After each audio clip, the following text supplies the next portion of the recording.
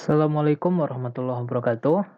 Uh, Pada video ini saya akan menjelaskan tentang pemahaman materi Big Data Mining Analysis pada mata kuliah Big Data Analysis, dengan yang mana dosen pengampunya yaitu adalah Profesor Dr. Sarjon David, Eskom MSc. Yang pertama saya akan menjelaskan terlebih dahulu tentang apa itu Big Data Mining. Yang mana Big Data Mining ini adalah proses ekstraksi informasi atau pola yang berguna dari sekumpulan data yang berukuran sangat besar atau bisa disebut dengan Big Data. Tentunya proses ini mencakup dari berbagai macam teknik statis, menggunakan machine learning, dan juga menggunakan algoritma khusus untuk menemukan sebuah korelasi, menemukan sebuah tren, dan juga menemukan suatu pola tersembunyi yang terdapat dalam data yang berskala besar, cepat berubah, dan juga data tersebut beragam formatnya. Lalu, apa saja ciri-ciri dari big data ini? Yaitu memiliki beberapa ciri-ciri khusus, yaitu seperti adanya volume, ada velocity-nya, dan juga ada variety-nya. Yang mana volume itu adalah jumlah data yang sangat besar tentunya karena ini adalah big data. Lalu ada velocity, tentunya kecepatan data mengalir sangat tinggi. Dan yang terakhir ada variety atau data dalam berbagai format seperti yang sudah dijelaskan tadi. Lalu dari Big Data Mining itu tersendiri ada 3 bentuk pengetahuan atau 3 bentuk knowledge. Yang pertama disebut dengan association rule atau aturan asosiasi. Yang mana association rule ini menemukan hubungan atau keterkaitan antar item dalam suatu dataset. Jika kita buat permisalannya, itu jika kita membeli sebuah roti, maka kemungkinan ada juga yang membeli mentega. Jadi ada hubungan atau keterkaitan. Lalu yang kedua, bentuk pengetahuannya itu adalah classification atau klasifikasi, yang mana pada proses menempatkan kategori untuk data baru berdasarkan model yang sudah dilatih dari data historis. Dan yang terakhir ada clustering atau pengelompokan, yaitu data ini mengelompokkan data ke dalam beberapa grup berdasarkan kesamaan karakteristik tanpa tabel sebelumnya, atau bisa disebut bentuk knowledge dari clustering ini disebut dengan unsupervised learning. Berbeda dengan classification yang disebut dengan supervised learning. Beberapa metodenya pada classification ini seperti Naive Bayes, dan juga clustering ini seperti metode Cummins kalau tidak salah ya. Oke. Lalu apa itu association rule dan juga algoritma a priori? Nah, association rule ini sudah dijelaskan pada slide sebelumnya, yang mana metode association rule ini adalah metode dalam data mining yang digunakan untuk menemukan hubungan atau pola tersembunyi dalam item dalam dataset. Salah satu algoritma yang bisa dipakai dalam association rule ini adalah algoritma a priori, yang mana algoritma ini memiliki beberapa tahapan. Yang pertama, tahapan-tahapannya yaitu tahapan pertama menemukan parameter support minimum.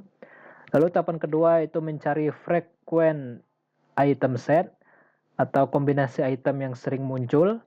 Lalu yang ketiga menghasilkan association rule dari frequent item set. Dan yang terakhir menghitung confidence dan leaf untuk nilai kekuatan aturan.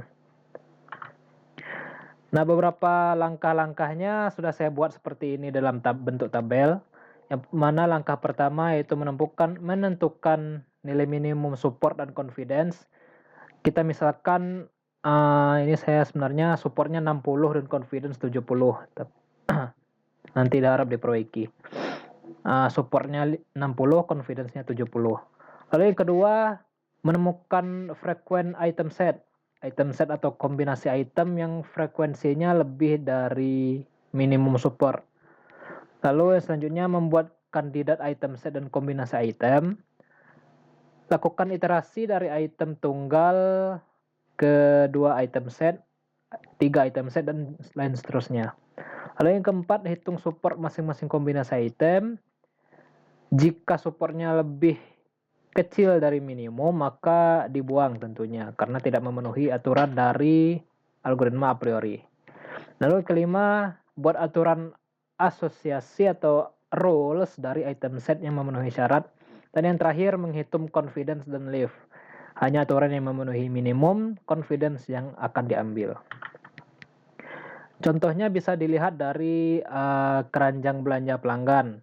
Di sini terdapat 5 ID transaksi, yang mana transaksi pertama ada beli item A, B, dan C. Transaksi kedua membeli item A dan B. Transaksi ketiga item A dan C. Transaksi keempat transaksi keempat ada B dan C. Lalu transaksi kelima ada A, B, dan C. Nah, setelah mendapatkan datanya, kita bisa lihat frekuensi item tunggal. Item tunggal ini maksudnya item yang terdapat dalam setiap transaksi. Di sini ada transaksi A, terdapat 4 buah dari 5 transaksi. Itu transaksi 1, transaksi 2, 3, dan 5. Jadi total transaksinya ada 4 dari 5 data, yaitu frekuensi item tunggalnya sebanyak 80. Begitu juga dengan item B dan juga item C. Kebetulan data frekuensi item tunggalnya sama-sama sebanyak 80. Nah, itu tentunya semuanya lolos karena melewati dari minimum support, yaitu 60%. Lalu setelah frekuensi item tunggal, selanjutnya ada kombinasi dari 2 item. Contohnya seperti item A dan B. Di sini terdapat transaksi 1 terdapat item A dan B. Transaksi 2 ada item A dan B, dan juga transaksi kelima ada item A dan B. Di sini ada 3 transaksi dari 5 total transaksi, yaitu terdapat frekuensinya yaitu 60%. Begitupun juga dengan kombinasi yang lain seperti AC dan juga BC, yaitu sebanyak 60%. Sebagai contoh rule dari item ini, saya menggunakan item set A dan B, yang mana rule-nya A menuju B, yang mana supportnya itu adalah 60%, yang bagian ini. Lalu cara menghitung confidence dari rule A menuju B, yaitu confidence sama dengan support A ke B per support A. Langsung saja dilakukan perhitungan manual, yaitu tadi support A menuju ke B ada 60, atau bisa kita ambil 3/5 per support A, yaitu 4/5. Dikalikan 100%, maka perhitungannya menjadi 75%. Begitupun juga dengan rule B per A. Kita lakukan perhitungan confidence-nya, yaitu sama dengan support B ke A per support B. Karena kebetulan nilainya sama, perhitungannya sama, maka tentunya hasilnya juga sama, yaitu 75%. Nah, setelah dilakukan perhitungan manual seperti tadi, kita bisa mencobanya dengan menggunakan sebuah software yang bernama WK.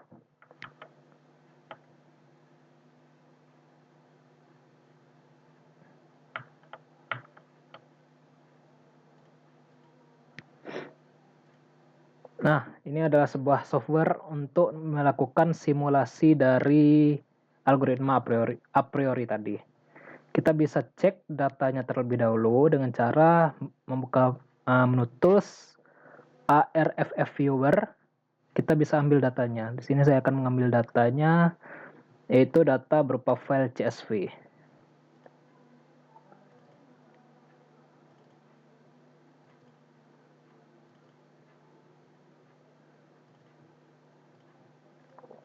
Nah, berikut ini adalah bentuk dari tabel biner dari transaksi tadi. Lalu saya akan mengubah file ini menjadi file ARFF. Di sini sudah saya ubah datanya. Jadi saya langsung melakukan uji coba dari aplikasi WK ini sendiri. Cara untuk melakukan simulasi dari WK ini, kita bisa buka application Explorer. Lalu kita buka file yang sudah diubah dari CSV menjadi ARFF. Kita buka kembali file yang telah diubah tadi.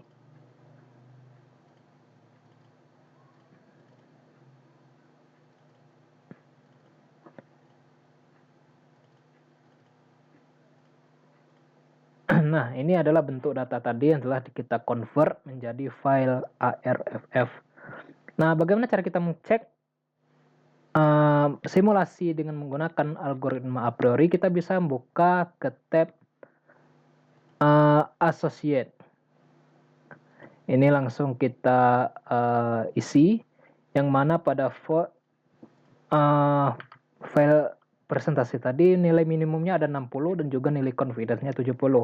Jadi pada menu ini kita sesuaikan juga, yang mana lower minimum supportnya tadi ada 60, 0,6, dan minimetriknya ada 7.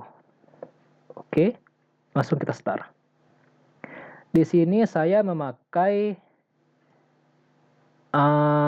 mengambil nilai A dan B ke A. Di sini ada nilai confidence-nya 0,75. Hasilnya sama dengan hasil perhitungan tadi, yaitu bernilai 75%. Baik itu roll A ke B maupun sebaliknya. Sama semuanya, 75%. Yang ini A ke B, yang mana ya? Ini ada 75%. Yang satunya lagi BA 75%, sama 75% keduanya. Oke, sip. Jadi perhitungannya benar berdasarkan perhitungan manualnya, dan juga kita cek dengan menggunakan software tools bernama WK.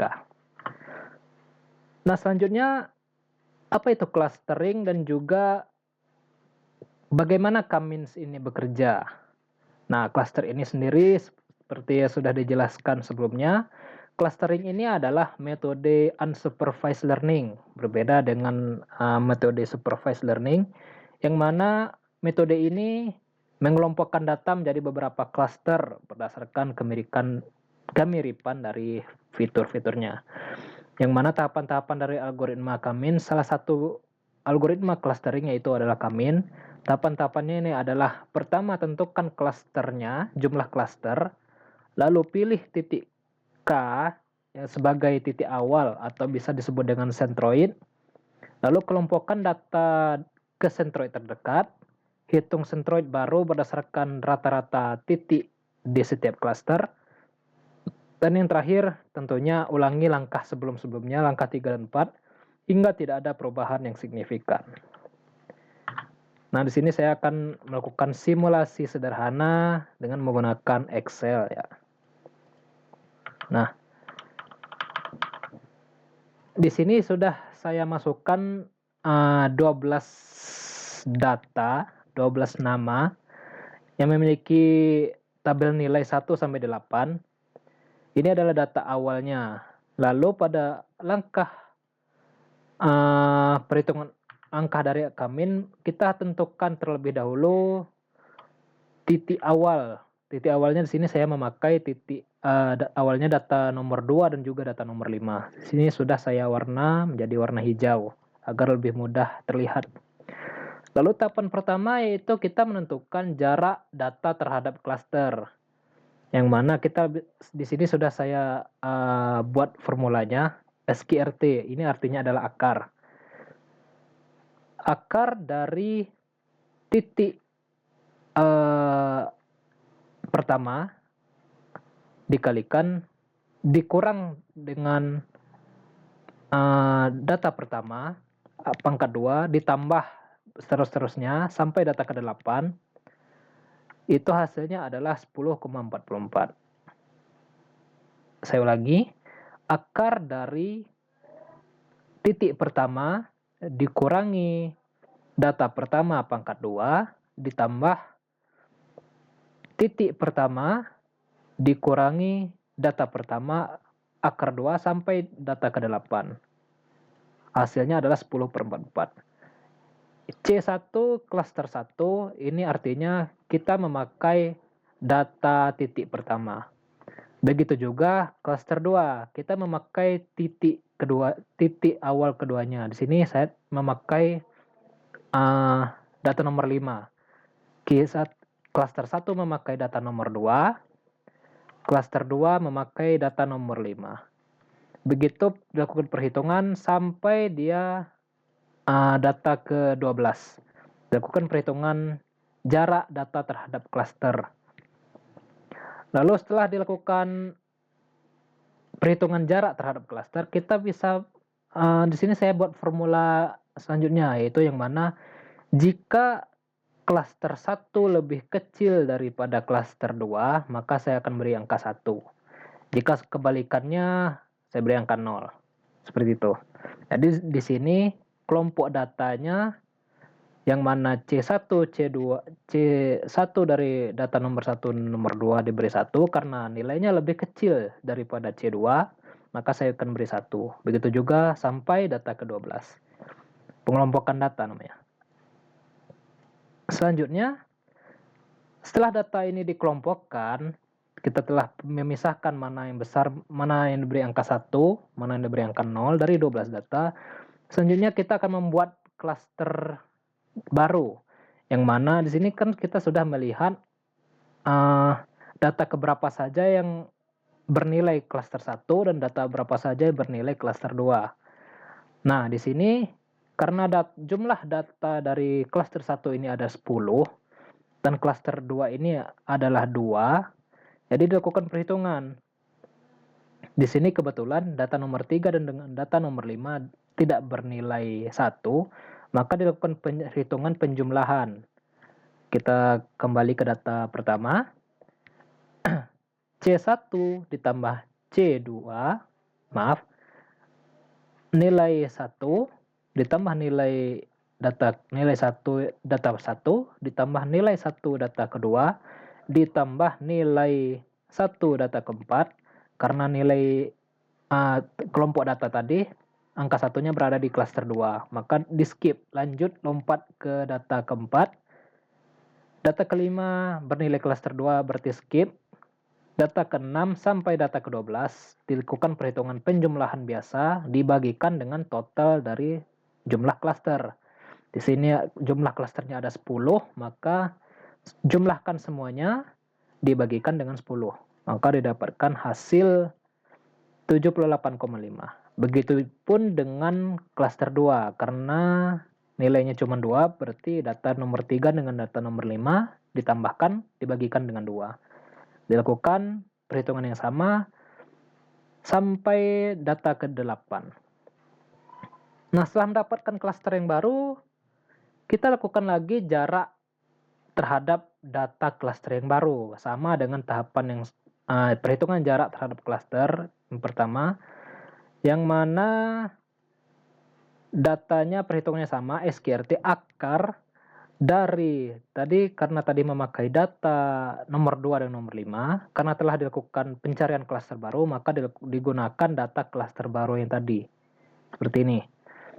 Akar dari nilai klaster baru yang pertama dikurangi data pertama. Seperti itu. Untuk mencari nilai klaster baru, C1 yang baru. Begitupun juga dengan yang C2.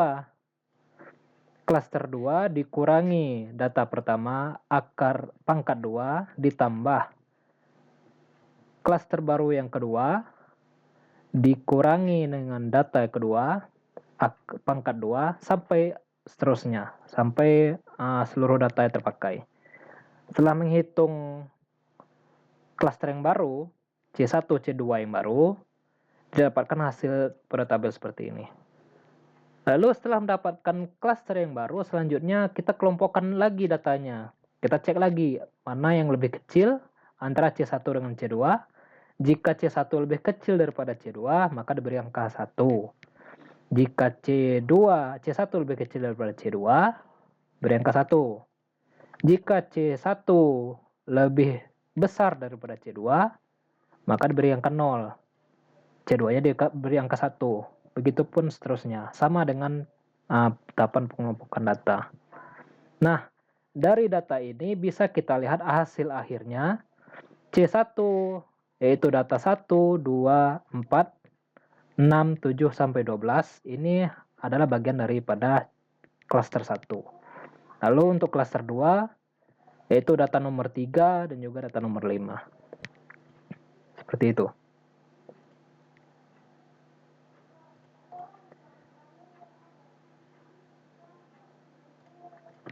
Nah, setelah melakukan pembuktian melalui Excel, selanjutnya bagaimana cara kita melakukan pembuktian algoritma Kamin dari aplikasi Software Tools WK. Nah, kita masuk pada Software Tools WK tadi. Nah, ini kita close dulu karena telah selesai algoritma a priori. Selanjutnya kita cek kembali tadi file CSV-nya. Kita buka file CSV sesuai dengan data yang kita pakai tadi.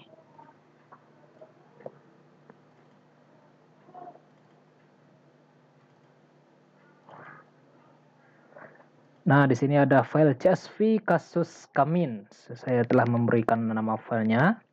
Ini adalah bentuk tadi, file bentuk dari data awalnya tadi, yang Excel ini tadi. Ini adalah datanya. Saya buat file CSV-nya. Lalu data ini kita save as, kita save dalam format baru ARFF. Di sini kebetulan sudah saya buat filenya, jadi tidak perlu saya convert lagi. Bisa langsung saya buka. Bukanya sama seperti tadi, Application Explorer. Kita open filenya, kita cari filenya tadi, file ARFF data file. Langsung saja kita buka, kita cari filenya.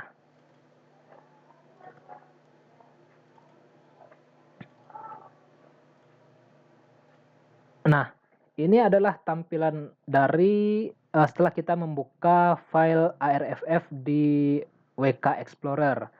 Di sini ada nomor, nama, nilai 1, nilai 2. Ini karena pada folder Excel-nya saya memasukkan nomor dengan nama, makanya di WK-nya juga dimasukkan nomor dan nama.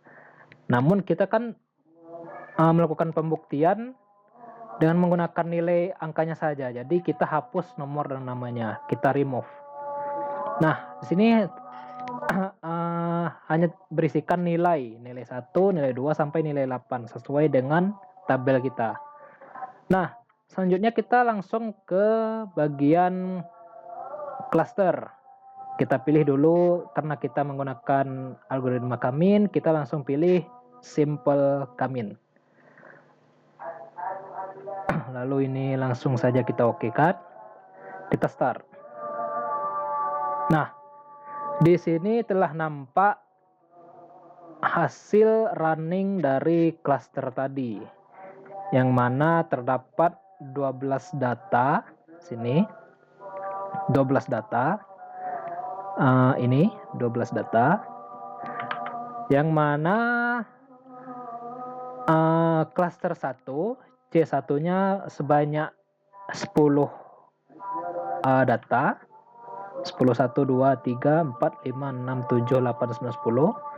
Dan untuk cluster 2-nya yaitu ada 2, 1, 2. Karena tadi permisalannya saya menggunakan titik pertamanya saya 2 dan 5, maka hasil akhirnya sebenarnya tidak berpengaruh, itu bebas sebenarnya. Ini karena pada kasus ini saya menggunakan titik data awalnya data nomor 2 dan nomor 5, maka didapatkan hasil akhir seperti ini. Mungkin jika dilakukan titik awal yang lain, mungkin didapatkan nilai yang sama juga. Sini telah dibuktikan dari penggunaan aplikasi Software Tools WK, yang mana cluster 1-nya ada 10, cluster 2-nya ada 2.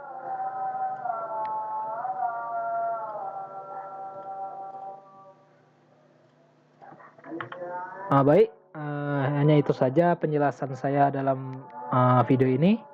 Jika terdapat kesalahan, kekhilafan, saya mohon maaf.